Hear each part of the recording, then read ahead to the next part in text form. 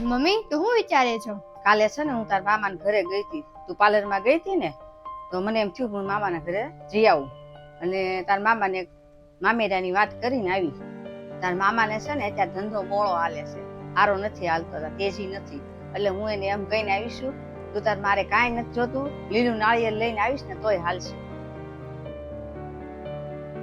મેં તાર મામાને એમ કીધું કે તું છે ને કાંઈ ન પોગ ને, અને તારે એવું મનમાં નહીં રાખવાનું કે ઘર પ્રમાણે મામેરું મારે ભરવું પડે એમ.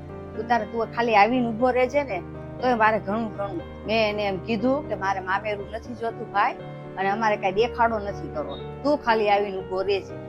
મેં કીધું કે મારે છે ને પૈસા નથી જોતા, મારે તો તું અહીંયા મારી પાસે હાજર હોવો જોઈએ. હા મમ્મી, એ તે બરાબર કીધું. મને છે ને કારની ચિંતા થાય છે. ત્યાં મારો ભાઈ છે ને બહારથી વ્યાજવા પૈસા લાવીને મને મામેરું નહીં ભરે ને, નક્કી બિચારો વ્યાજ ભરી ભરી થાકી જાય છે, અને જોવા વાળા તો હું જોઈને ઘડીકમાં વૈયા જાય છે. હા મમ્મી, એ તે બરાબર કર્યું. મામાને કહી દે છે કે આપણે કાંઈ છે ને વ્યાજે પૈસા લાવીને આપણે મામેરું નથી ભરવાનું. જોવા વાળા તો જોઈને વહી જાય છે, અને મામા તો આખી જિંદગી પોતાને છે ને વ્યાજ ભરવામાં કાઢશે. ના પાડ દેજે. તાર મામા તો એવું કહેતા હતા હું ગમે ત્યાંથી પૈસા લાવીશ બહારથી, અને હારું મામેરું લઈને આવીશ. પણ મેં એને છે ને ના પાડી દીધી કે તારથી જેટલું થાય ને એટલું તું લાવજે, માથે કરીને ન લાવ. હા મમ્મી, મામાને કહી દે છે આપણે કાંઈ એવો ખોટો દેખાડો કરવો નથી. મામાથી જેટલું થાય ને એટલું કઈ આપે, બાકી વધારાનું કાંઈ નથી જોતું આપણે. બધાને એમ થાય કે અહીંયા આવું મામેરું ભર્યું, અહીંયા આવું મામેરું ભર્યું, તો તાર મામાને કેવા વિચાર આવે કે હું હારું મામેરું નહીં ભરું તો બેનનું ખરાબ લાગશે.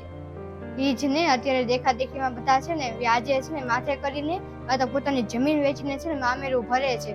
આપણે એવું દેખા દેખી કરવાનું જ નથી મમ્મી. મામાને કહી દે છે તમે આવી જાઓ ને ઈ તે ઘણું ઘણું તમે જો, અમારે બીજું કાંઈ નહીં. મામેરું વધારે પડતું દેખા દેખીનું અમારે કાંઈ કરવું જ નથી એમ કહી દેજે મામાને.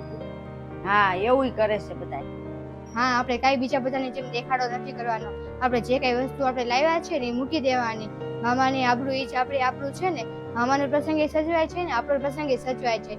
આપણે કાંઈ છે ને ખોટો દેખાડો કરવાનો જ નથી. તું ફોન કરીને મામાને કહી દે છે, એવું લાગે રહેવા દે. હું જ તે ફોન કરીને મામાને કહી દઉં છું, એમ બધું સમજાવી દઉં છું. મારી માટે મામા મહત્વના છે. મામેરું કે પૈસા કે વસ્તુ કાંઈ મહત્વની નથી મારી માટે. કહી દઉં છું ફોન કરીને.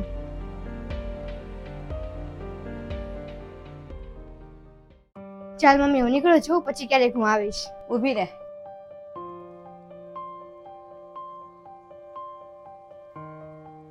તારી હાટું છે ને ડ્રેસ રાખ્યો છે, તું લેતી જા. આલે આ પૈસા લેતી જા, અને તાર ભાભીને છે ને દેખાડતી નહીં, ચૂપચાપ છે ને ઠેલામાં બધું નાખીને લઈને લઈ જજે. મમ્મી મારી વાત તું સાંભળી લે.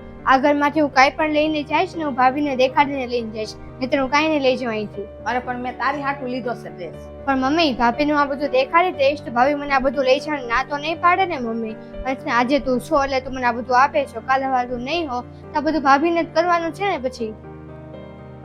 મમ્મી આજે તું આ લઈ જઈશ, પણ ભાભીના મનમાં છે ને એક વાત બેઠી જશે કે જ્યારે માં હતી ને ત્યારે છે ને પેલા ભરી ભરીને બધું લઈ જતી હતી. એટલે કહું છું કે તું મને કાંઈ પણ દે, એક ડ્રેસ દે, બે ડ્રેસ દે, ભાભીને દેખાડીને દે. અને ઘડપણમાં મમ્મી બહુ જ કામમાં આવવાની છે. દીકરીઓ અમે તો છે ને સાસરે અમે બેઠી હશું, એટલે છે ને તું વહુનું ધ્યાન રાખ. તું વહુને બધું કહીને મને આપ, એમ નામ ન આપ. જ્યારે હાલે આ પકડ અને ભાભીને બોલાવ, ભાભીને ભારતા મને આ બધું દે, અને ભાભીને કે મને આ વસ્તુ આપું છું.